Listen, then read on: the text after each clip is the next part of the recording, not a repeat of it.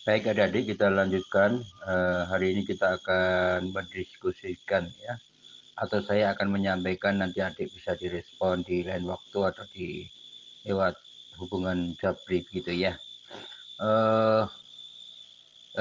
Sebagaimana buku rujukan kita, buku Kartini Kartono, Profesor Kartini Kartono, yang merupakan pengantar patologi sosial ini, jilid 1, dosen Universitas Indonesia dari Jakarta ini. Saya akan mengambil tema atau materi perkuliahan mengenai hubungan patologi sosial, masalah sosial, dan disorganisasi sosial. Yang sebenarnya ini merupakan satu rangkaian sebab akibat atau hukum kausalitas gitu ya. Atau dalam teori sosiologi hukum sosial interaksionis simbolik gitu ya. Jadi memang dalam studi patologi sosial ini yang kita pelajari adalah tingkah laku individu yang menyimpang dan juga tingkah laku kelompok yang menyimpang, yang kemudian disebut dengan secara hukum dengan kejahatan, kriminalitas ini, baik yang dilakukan secara individu maupun terorganisir kelompok ini, karena kejahatannya atau penyimpangannya itu bertentangan dengan nilai dan norma-norma sosial yang berlaku di masyarakat maupun norma hukum serta adat kebiasaan yang berkembang di masyarakat. Sehingga di sini dengan pemahaman ini kita bisa mengerti mengapa di dalam masyarakat itu individu atau kelompok-kelompok sosial itu harus tunduk kepada tatanan sosial yang dibangun oleh sebuah sistem sosial yang terdiri dari struktur dan fungsi-fungsinya itu. Jadi karena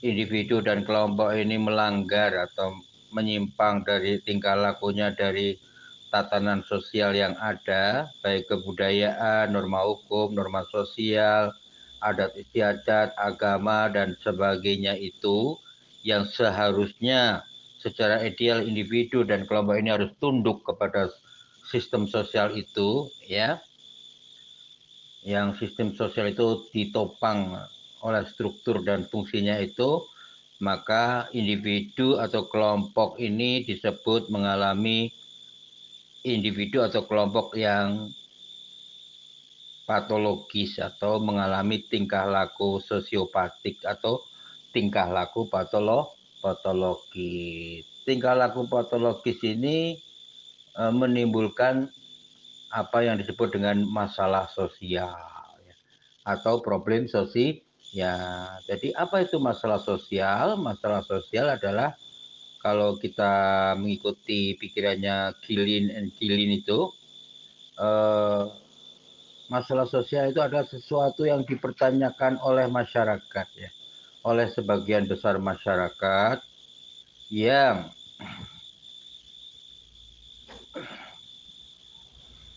pertanyaan-pertanyaan yang menimbulkan masyarakat atau masalah ya, soalayas itu yang ditanyakan masyarakat itu memang karena bertentangan dengan tatanan masyarakat.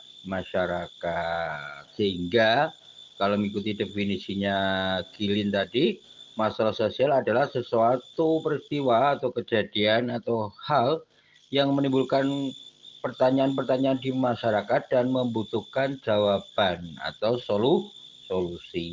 Jadi setiap masalah itu tidak dibiarkan begitu saja, tapi oleh tatanan sosial itu menimbulkan pertanyaan-pertanyaan, keinginan tahuan dari masyarakat. Keinginan tahuan itu juga bukan sekedar keinginan tahuan saja atau pertanyaan-pertanyaan saja, tapi berlanjut sampai kemudian dicarikan solusinya gitu ya. Misalnya ada sekelompok mahasiswa atau sekelompok dosen kok tiap malam mabuk-mabukan di depan masjid. Nah, itu namanya tingkah laku individu atau kelompok yang menyimpang dari tatanan sosial. Ya, pasti di situ akan menimbulkan banyak pertanyaan dari masyarakat. Lho, kuwi dosen-dosen kok do mabuk-mabukan, mendem teler ngono malah karo mahasiswane warang. Sehingga timbul masyarakat bertanya untuk mencari jawabannya. Itulah yang disebut dengan masalah sosial. Atau apa, mahasiswi dengan mahasiswa satu asrama, misalnya satu kos-kosan, itu juga timbul masalah sosial jika itu dipertanyakan oleh masyarakat. Makanya kalau kita ingin menghindari tingkah laku yang menyimpang atau sebagai kelompok yang menyimpang, kita harus mengerti dan mempelajari tatanan sosial yang ada di mana kita bertempat tinggal atau menetap itu. Ya, itu yang disebut dengan masalah sosial. Jadi kalau masalah sosial yang muncul itu semakin banyak, ya, tingkah laku individu yang menyimpang itu semakin banyak, bahkan dilakukan oleh kelompok-kelompok, misalnya kelompok preman, kelompok apa, kelompok apa itu kemarin itu di Jogja ini, anak-anak muda ini, klitih atau kelompok kebut-kebutan di jalan raya dan atau mabuk-mabukan atau kelompok judi, ya semakin banyak, ya, dan masyarakat kemudian mengalami kegalauan, mengalami anomali, mengalami chaos, kekacauan, maka timbullah apa yang disebut dengan disorganisasi sosial. Ya, jadi disorganisasi sosial itu merupakan akibat dari banyaknya masalah sosial yang ada.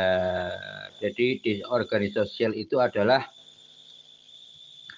masyarakat sebagai organisasi sosial. Kalau adik-adik menggunakan teorinya organisme sosialnya siapa itu dari Inggris itu, ya, itu organisasi sosial di masyarakat yang memiliki pimpinan dan memiliki peran-peran dari anggotanya ini tidak berfungsi secara maksimal atau mengalami anomali, maka terjadi disorganisasi sosial, ya, atau disebut dengan anomali, kekacauan gitu, ya, anomali,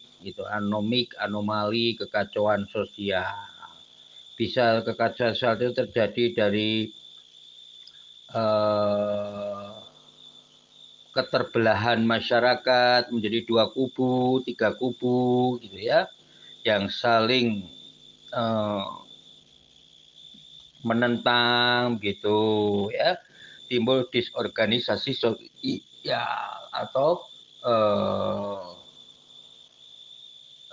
ketidakseimbangan di antara komponen-komponen masyarakat dalam menjalankan fungsi-fungsi dan peran dirinya di dalam masyarakat itu. Itulah disorganisasi sosial. Sebagai organisasi sosial, masyarakat mengalami keterpecahan, kekacauan sosial itu. Yang biasanya hal itu disebabkan oleh perubahan sosial yang terjadi, ya. Perubahannya yang bersifat regresif gitu, ya. Jadi perubahannya menjadi mundur karena perubahan sosial yang regresif, yang mundur itu ya mengakibatkan terjadinya disorganisasi sosial itu, ya, kekacauan di masyarakat. Kenapa terjadi perubahan sosial yang regresif, yang mundur? Ya ini karena banyak faktornya, ya. Ada faktor ekonomi, kemiskinan, atau jurang antara yang kaya dengan yang miskin semakin menganga, semakin berjarak jauh. Yang kaya makin kaya, yang miskin makin miskin. Itu kalau kita dengar lagunya Bang Haji Oma Irama itu akan terjadi disorganisasi sosial yang disebabkan oleh kondisi ekonomi di masyarakat. Bisa juga disebabkan oleh politik, ya, misalnya revolusi, ya, revolusi politik atau pemberontakan yang menyebabkan masyarakat terbelah, ada yang pro, ada yang kontra, atau isu gerakan terorisme politik itu ya, masyarakat terbelah, ada yang dukung, ada yang tidak. Itu terjadi disorganisasi sosial. Juga disebabkan oleh faktor budaya ya, karena tidak seimbang antara budaya baru yang muncul dengan budaya yang lama, maka terjadi disorganisasi sosial. Yang lama ada sekelompok masyarakat ingin mempertahankan mati-matian tradisi dan adat istiadatnya itu sampai harga mati gitu kan. Sementara nilai-nilai yang lama atau hal-hal kebudayaan yang lama itu tergerus oleh kebudayaan yang baru. Orang semakin hedonistik, materialistik, orang semakin praktis, pragmatis, itu akhirnya terjadi disorganisasi sosial. Apalagi kalau arus itu makin besar, apa-apa orang jadi malas bersedekah, jadi malas memelihara tradisi karena nggak dapat uang, nggak dapat apa-apa, nggak dapat materi, karena kebudayaan materialistik yang baru ini yang membuat orang harus hidup senang-senang, foya-foya ini, kebudayaan baru ini menimbulkan kehancuran masyarakat karena tidak terjadi keseimbangan. Yang kemudian kalau di sosiologi namanya teori equilibrium gitu ya, teori keseimbangan itu. Jadi masyarakat itu harus bisa ada dan eksis dan berkembang kalau ada keseimbangan-keseimbangan antara hal-hal yang baru dengan hal-hal yang lama itu. Jika tidak seimbang maka terjadi disorganisasi sosial atau kelamaan minyak itu kalau dibiarkan juga akan timbul disorganisasi sosial ya, atau disebabkan oleh faktor agama, misalnya munculnya agama baru yang kuat, sementara agama yang lama melemah, maka timbul disorganisasi sosial tidak seimbang. Yang baru lebih menarik, lebih modern, lebih seksi, gitu agama yang baru. Sementara agama yang lama kuno, kolot dan sebagainya itu, sehingga agama yang lama melakukan perlawanan terhadap agama yang baru yang juga ekspansif hingga terjadi disorganisasi sosial ya, kehancuran tatanan sosial yang menghancurkan sistem-sistem sosial itu yang telah dibina ratusan tahun itu. Yang membina adalah struktur-struktur itu ya, pimpinan-pimpinan itu dan para anggotanya, peran-perannya di masyarakat itu, sehingga tidak ada lagi yang mengontrol, kehilangan kontrol sosial dari lembaga-lembaga sosial yang ada karena semuanya sudah menjadi pelaku atau terlibat di dalam kekacauan itu, disorganisasi sosial seperti itu. Budaya, agama, politik ya banyak ya, itu kalau kita menganut teori interaksionis itu ya.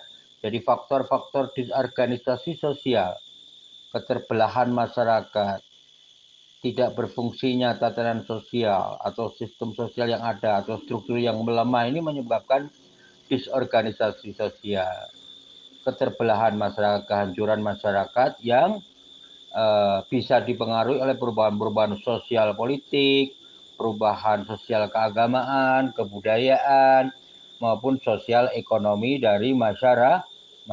Lebih lagi di era pandemi ini, kalau struktur sosial dan fungsi-fungsi sosial tidak berperan secara maksimal, tidak mengalami keseimbangan, maka pandemi ini bisa menyebabkan disorganisasi sosial karena orang mencari rezeki susah, orang yang nggak punya duit tidak bisa membiayai kesehatannya, sementara virus corona sudah menjalar kemana-mana, maka bisa jadi kalau tidak ada alat kontrol dari institusi sosial, baik yang dilakukan oleh pemerintah maupun masyarakat, maka bisa terjadi disorganisasi sosial.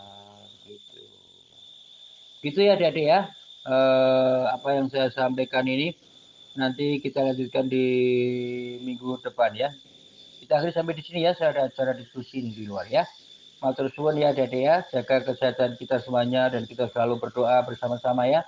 Saya mendoakan adik-adik juga mendoakan saya dan keluarga selalu dilindungi Allah Subhanahu wa taala, selalu diberi kesehatan, panjang umur, rezeki yang tidak kurang sehingga kita bisa melanjutkan hidup dan meneruskan cita-cita apa yang kita miliki, baik dari diri kita maupun keluarga kita, gitu ya, sehingga adik-adik menjadi orang yang selalu berhasil dalam segala keinginan dan harapan hidup ini.